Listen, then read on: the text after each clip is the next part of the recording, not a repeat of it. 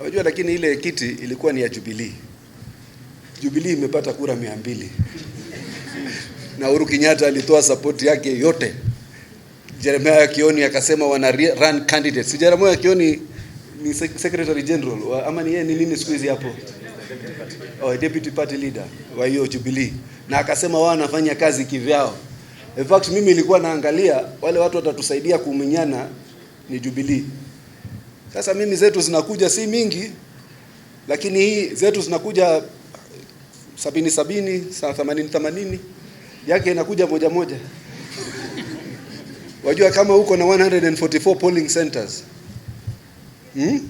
polling stations, na upate 194 votes, that is an average of 1.4 votes per polling station.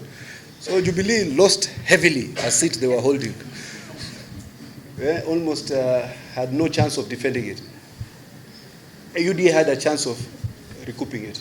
So hiyo kitu as I said, just because there is a perception or otherwise of any part of this country belonging to our competitors in any part of the country, be it a perceived wiper zone, be it whatever zone, sisi as UDA, we will either not zone out or leave out or exclude anyone from our politics, and we will not zone out or leave out any part of this country to our competitors. So hata if the results were even worse, if there was another one again tomorrow, we'll do it again. So what you bring, you go there, you tell us there's another election anywhere else in the region, in Mount Kenya West, we will still go there again. We'll do it again and again. Will not run away. Wewe ushaona wiper ikisimamisha kiti mahali nyingine apart from Ukambani? DCP kumekuwa na karibu 30 by elections. DCP imesimamisha mahali patatu tu. Ilisimamisha Nairobi, ikasimamisha Narok town, wakasimamisha Kakamega kwa ajili ya yule SG yao ama ni deputy party leader yao, na nimesimamisha Ol Kalou. Sisi tunaenda kila mahali, hata ukikuwa kwa kichochoro, sisi tunakuja na chama tunaweka hapo na tunaanza recruitment na tunaanza campaign. Brave, courageous national party. The import of this press conference today, or this press briefing, is to first and foremost thank the people of Ol Kalou for having come out in their numbers with an impressive turnout of about 57%, which is more than the average of by-elections, to exercise their free political will to choose a leader of their choice.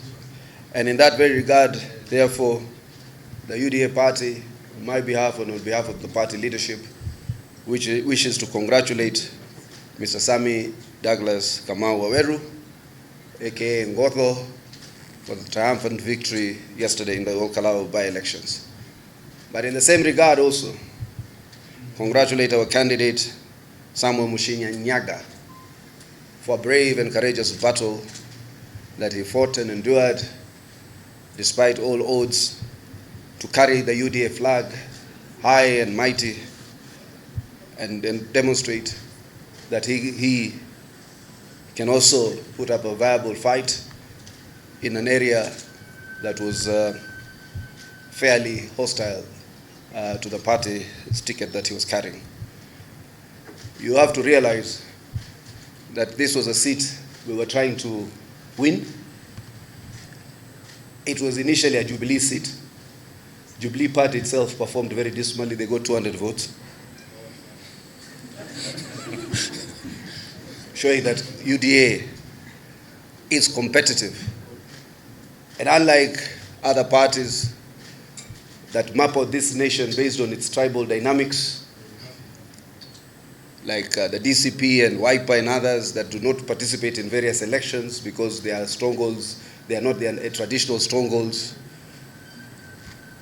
this particular party, UDA, will not leave out or map out or zone out any part of the country to our competitors.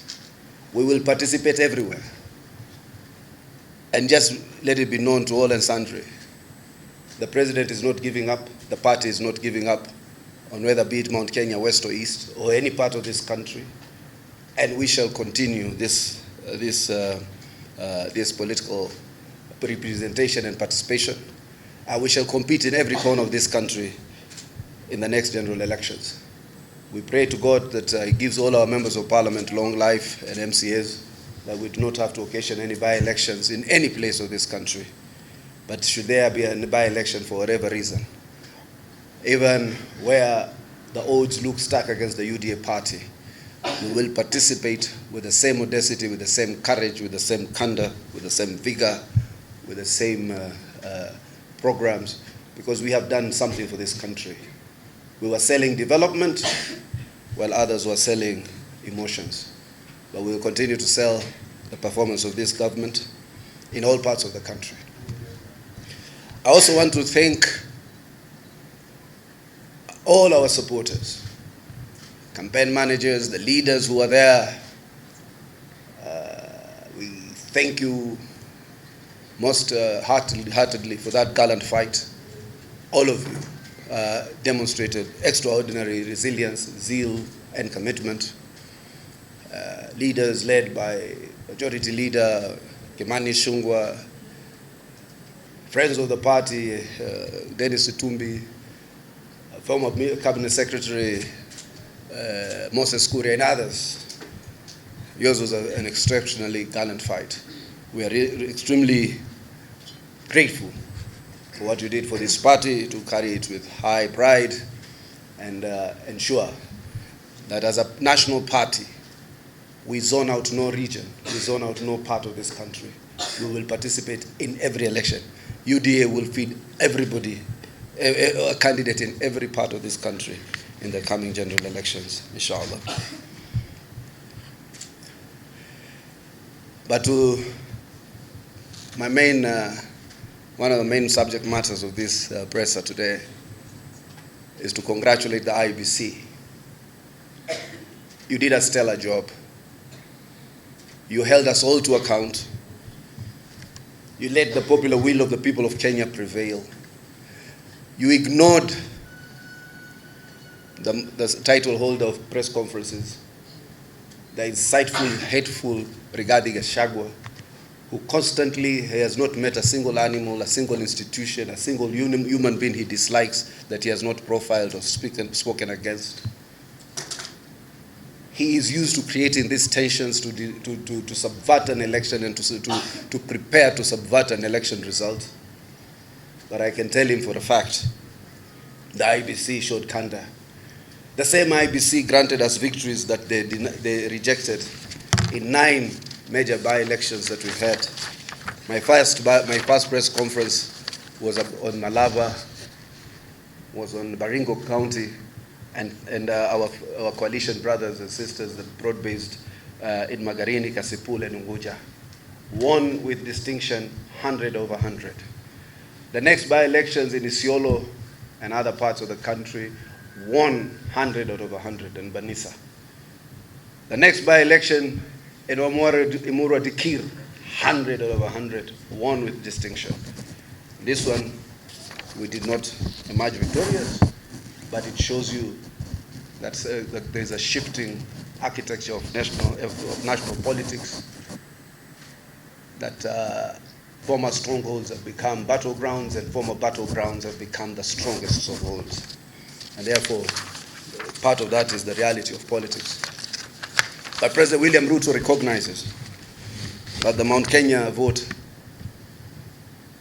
did deliver him the government in 2022. He has gone out of his way to deliver his promise under the plan, and he's going out of his way to continue to deliver to every part of this country, including the region of Mount Kenya.